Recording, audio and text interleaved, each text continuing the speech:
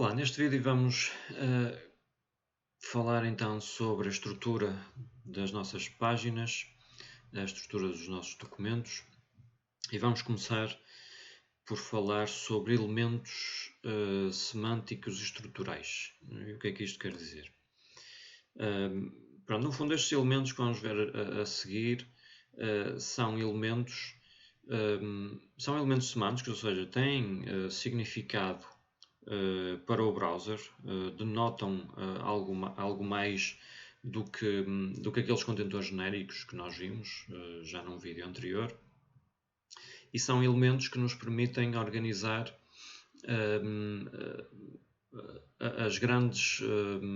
os componentes principais do site. Okay? Não são componentes, não são elementos para definir detalhes do conteúdo do site, mas as grandes partes do site. Vamos já ver, vai ficar claro o que é que isto significa. Um site típico tem estes componentes que estão ilustrados aqui nesta imagem. Claro que isto é um site típico, há sites muito diferentes, há sites que não têm quase nenhum destes componentes, mas um site clássico, digamos assim, um site institucional, tem todos estes elementos ou quase todos. Então, vamos ver passo a passo que elementos é que estão aqui. Primeiro, um cabeçalho, ou em inglês header, e os termos em inglês aqui são importantes porque denotam precisamente os nomes dos elementos semânticos que nós devemos usar. Portanto, o cabeçalho do site, o que é o cabeçalho do site? É tipicamente aquilo que primeiro está no topo, não é? Cabeçalho é algo que está no topo, e é algo que não muda, ou tipicamente não muda, ou muda muito pouco de uma página para outra do mesmo site. Ou seja, é uma coisa constante no site. Em qualquer página do site tem o mesmo cabeçalho. Como é que nós, em HTML, que elemento é que devemos usar para denotar o cabeçalho? Usamos precisamente o elemento header. Portanto, este elemento header deve ser usado em vez de usarmos um elemento genérico, um contentor genérico como uma div, por exemplo. Se aquilo que nós estamos a modelar representa o cabeçalho do site, então devemos usar uma header, um elemento header. E o header tem tipicamente coisas como estas que estão aqui, um logo, uma imagem centrada ou do lado esquerdo, são as posições mais típicas. Muitas vezes esta imagem, este logo, muitas vezes, e deve ser assim, devemos tentar implementar esta funcionalidade, são links, funcionam como links que nos levam à página principal do site. São aqueles elementos que nos permitem voltar a casa, não é? Voltar a uma posição bem conhecida. Quando a gente se perde dentro de um site muito, muito grande, com uma estrutura de informação complexa, sabemos que podemos sempre clicar no logo, que tipicamente está no canto superior esquerdo, para voltar a casa, para voltar à página inicial e tentar, a partir da página inicial, encontrar o nosso caminho. Tem também, tipicamente, o menu de navegação global. Portanto, aquelas secções que, como eu disse há pouco, que não mudam em todo o site. Representam, no fundo, a camada superior de informação do site. Se nós pensarmos numa estrutura de informação em árvore, a navegação global, o menu de navegação global representa os elementos que estão no topo. Tem também muitas vezes uma caixinha de pesquisa. Isto obviamente depende dos sites. Alguns sites mais simples não precisam disto. Mas em sites que têm muita quantidade de informação, às vezes é mais fácil, em vez de tentarmos descer na árvore de informação, procurar passo a passo chegar à informação, não é? À folhinha com a informação que nos interessa. Às vezes é mais rápido procurar. E, portanto, muitas vezes temos uma caixinha de pesquisa. Claro que o cabeçalho de um site pode ter outros elementos, ok? Estes são os elementos típicos, mas nada nos impede de colocar aquilo que nós quisermos. okay? Como uma série de, sei lá, botões, um botão de login, por exemplo, é uma coisa que tipicamente também aparece num cabeçalho, login/logout. Se tivermos feito um login, o botãozinho para aceder ao nosso perfil, o botãozinho se for num site de compras, o botãozinho para acedermos ao carrinho de compras, etc, etc. Portanto, isto são os elementos principais, mais, digamos assim, comuns à maioria dos sites, mas depois sites concretos poderão ter outros elementos no cabeçalho. Dentro do cabeçalho, nós tipicamente temos então esta secção de navegação global, portanto, um menu de navegação global. Os elementos de navegação, não apenas aqueles que surgem no cabeçalho, atenção, mas os elementos de navegação podem e devem ser denotados como tal. Nós devemos dizer ao browser, ok, o que está aqui dentro são elementos que permitem ao utilizador navegar dentro do meu site. E, portanto, existe um elemento que comunica isso ao browser, que é o elemento nav, de navigation, claro. Portanto, o menu de navegação global ou local, aqui está o global, mas poderia ser um local, deve ser colocado dentro de um elemento nav. Porquê que porquê que estes elementos semânticos são importantes? Eu aproveito este elemento nav para explicar um bocadinho melhor. Porquê é que é importante nós dizermos ao browser, ok, aqui tens um cabeçalho, aqui tens um elemento de navegação? Porque isso vai permitir ao browser tomar melhores decisões sobre como apresentar a informação ao utilizador. E lembrem-se que os browsers não são todos browsers visuais, como os que nós tipicamente usamos. O caso mais óbvio são os browsers para invisuais, que leem, que falam com o utilizador, que explicam, que descrevem a página, não a mostram. E para agilizar a utilização dos sites através desses browsers, é importante que o browser perceba a estrutura do site.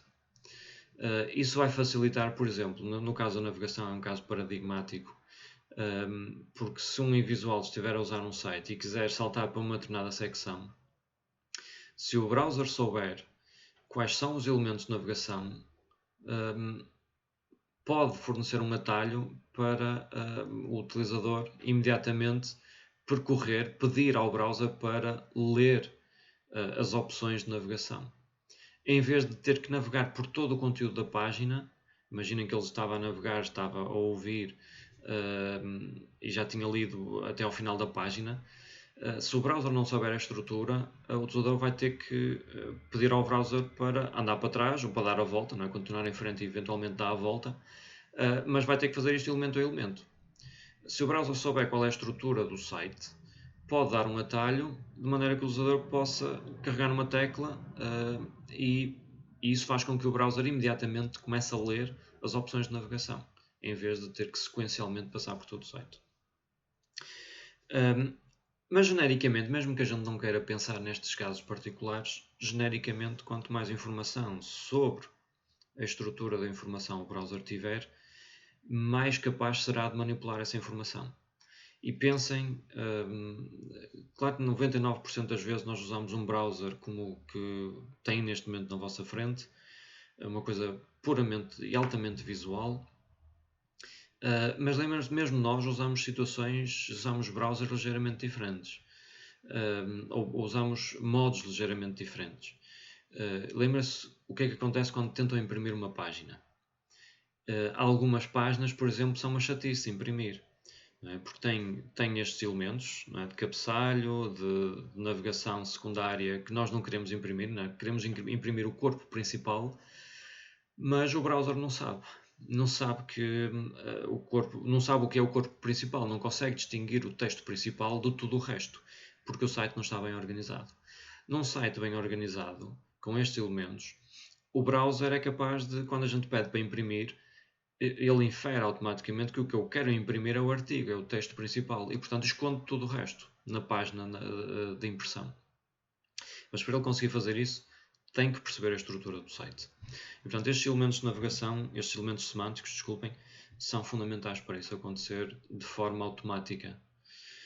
Portanto, ao fazermos isto, estamos a facilitar a manipulação da informação por parte do browser e com isso estamos a facilitar a utilização por parte das pessoas, que é realmente aquilo que nos interessa. Outro elemento, então, para continuarmos estes elementos estruturais que tipicamente o site tem, é o elemento que corresponde ao conteúdo principal, digamos assim. Portanto, temos o cabeçalho e depois temos o conteúdo útil, aquilo que a pessoa realmente quer ver. Esse conteúdo deve estar dentro de um elemento main, okay? Que no fundo representa então o conteúdo principal. Conteúdo útil, digamos assim, o tópico central da nossa página. Depois, podemos ter aqui é que as coisas começam quando começamos a entrar um bocadinho mais fundo, em mais detalhe, as coisas podem começar a ficar um bocadinho mais dúbias, mais difícil de nós decidirmos qual é o elemento semântico certo. Neste caso que está aqui ilustrado é mais ou menos óbvio que o conteúdo principal é um artigo, não é? Está aqui mesmo dito, não é? Article heading, portanto isto é um artigo, é um documento que tem um título, tem texto, tem parágrafos, tem secções, tem subsecções. E portanto nesse caso, para representar esse tipo de conteúdo, isto dentro do main, okay? Aqui estamos dentro do main, um elemento que nós podemos usar é o article, que representa precisamente isso. Um artigo é algo que é... deixa-me passar ali a imagem para baixo. Um artigo é algo que é autocontido, ou seja, nós quase que podemos, se quiséssemos, extrair o artigo do site, lê-lo fora do contexto do site e ele continuava a fazer sentido. Okay? Portanto, é algo que tem, não tem provavelmente uma identidade própria, não é? Mas tem uma independência relativamente ao seu contexto. É isso, assim, em termos gerais, o que este elemento article pretende representar. Portanto, aqui alguns exemplos, uma entrada, um post no fórum, um artigo do jornal ou de revista, um blog, uma entrada no blog, pode ser considerado um artigo. Pode ser modelada como um article.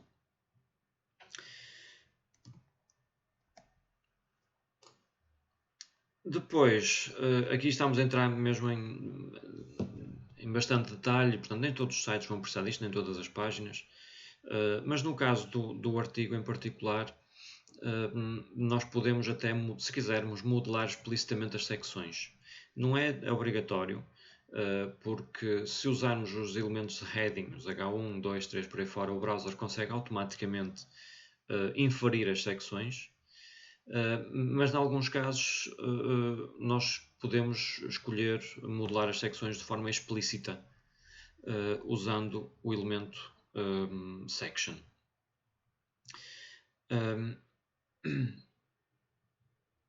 E portanto é uma alternativa, digamos assim, em alguns casos. Aqui temos um exemplo então do código que daria origem a algo parecido com a estrutura anterior.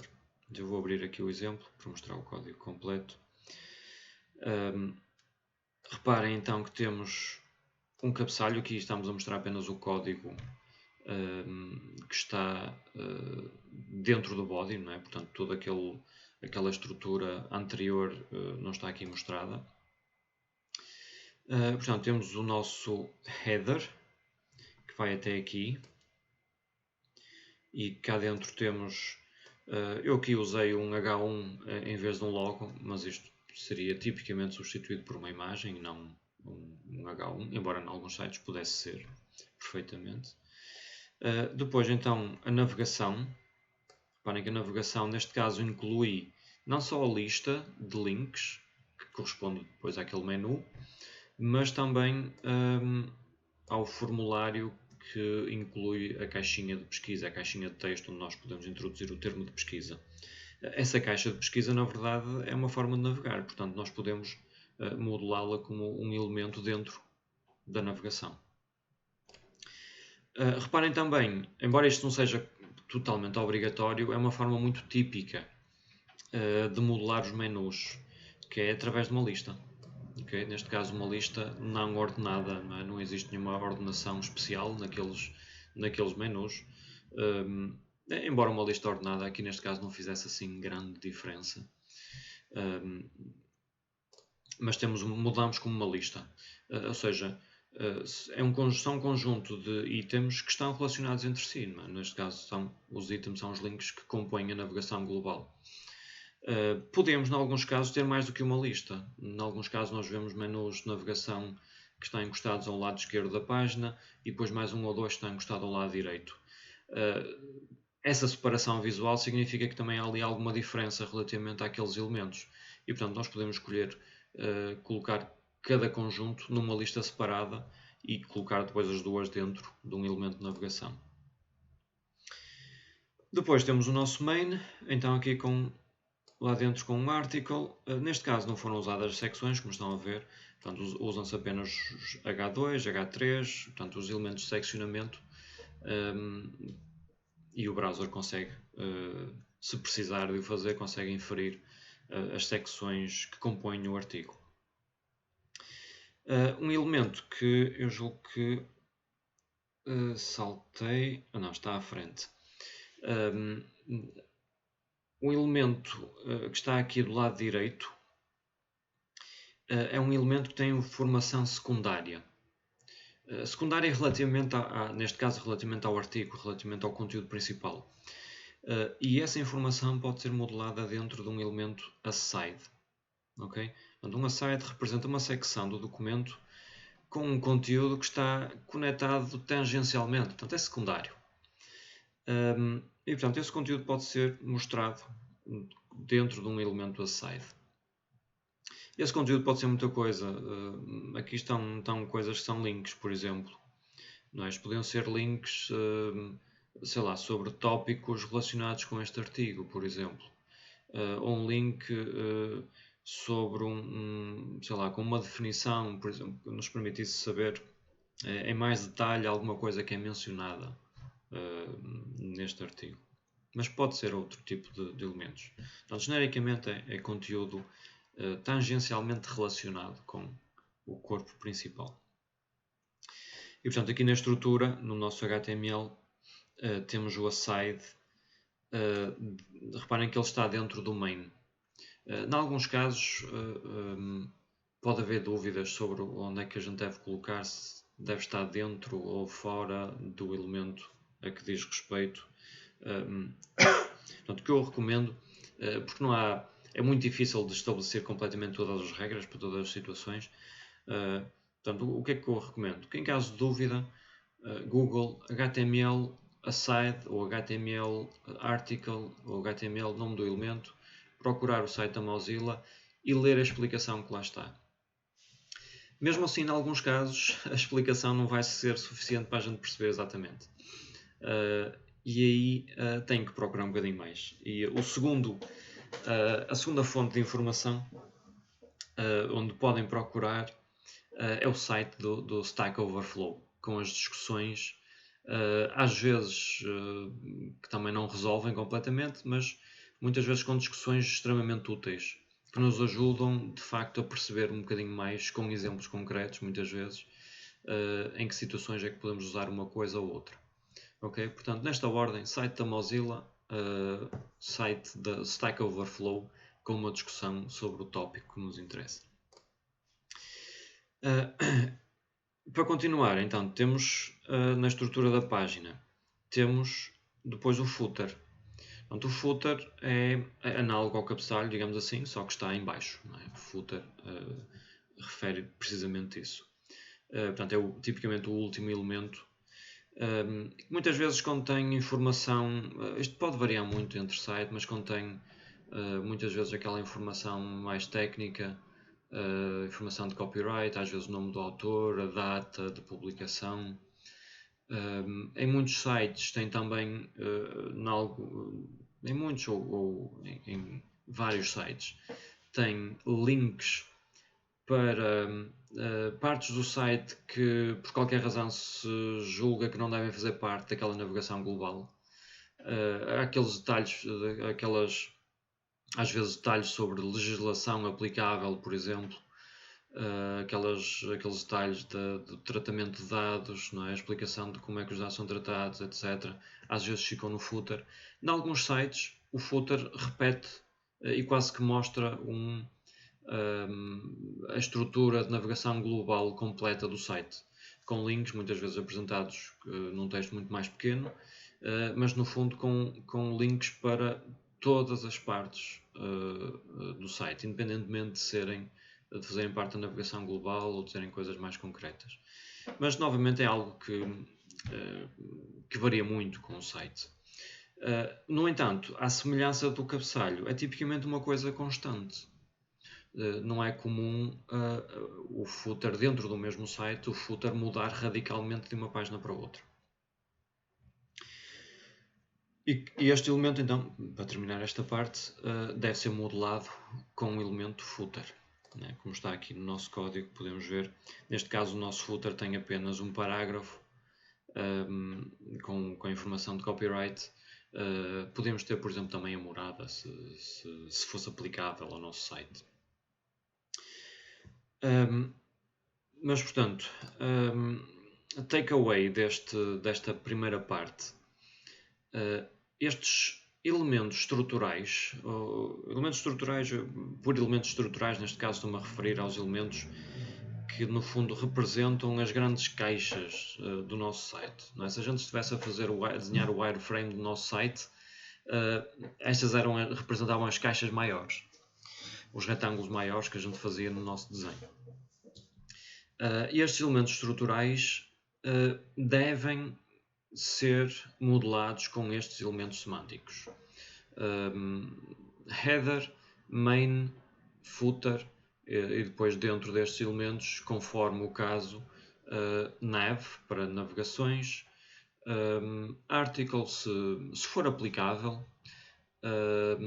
o aside para elementos para informação secundária. Um aspecto importante é que nestes elementos estruturais devemos evitar usar aqueles elementos, aqueles contentores genéricos que vimos no vídeo anterior, como uma div. Antes de existirem estes elementos, era com divs que se modelavam estes grandes elementos. Okay? E portanto é muito possível que vejam ainda sites, porque esta última versão do HTML já tem alguns anos, mas existem sites que não foram mudados, que não são mudados há mais tempo do que isso. E portanto é natural que encontrem sites que ainda usam divs para modelar estas grandes partes.